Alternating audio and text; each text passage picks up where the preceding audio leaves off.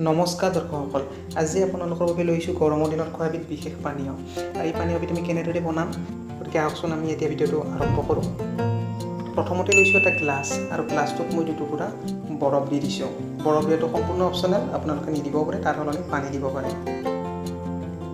তাৰপিছত দিছোঁ মই নেমু টেঙাৰ ৰস 3 চামুচমান দি দিছোঁ। নিমখ দিছোঁ অকণমান, চেনি 3 চামুচ দি দিছোঁ। আপোনালোকে মিঠা যেনেকৈ খায় সেই অনুপাতে দি দিব।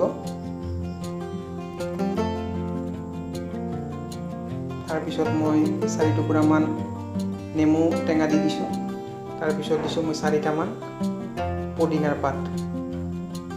তাৰপিছত পানী দিলোঁ।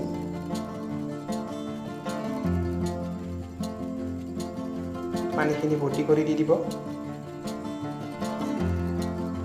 বৰফৰ টুকুৰা 2টা দি দিছোঁ, এইটো নিদিলেও কথা নাই। তাৰপিছত গোটেইখিনি ভালধৰণে মিক্স কৰি দিম।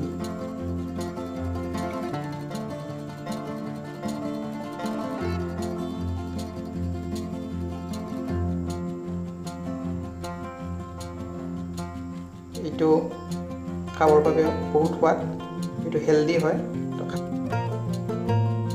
আমি ইয়াত ভাল লগাৰ বাবে নেমু টেঙা 1 পিচ দি দিছোঁ, আৰু এই আমাৰ খাবৰ বাবে সম্পূৰ্ণৰূপে তৈয়াৰ হৈ গৈছে। ভিডিঅ'টো কেনে পালে কমেণ্ট ছেকশ্যনত জনাবলৈ নাপাহৰিব। ভিডিঅ'টো ভাল পালে লাইক কৰিব, শ্বেয়াৰ কৰিব, আৰু আমাৰ চেনেলটো পাৰিলে ছাবস্ক্ৰাইব কৰি দিব।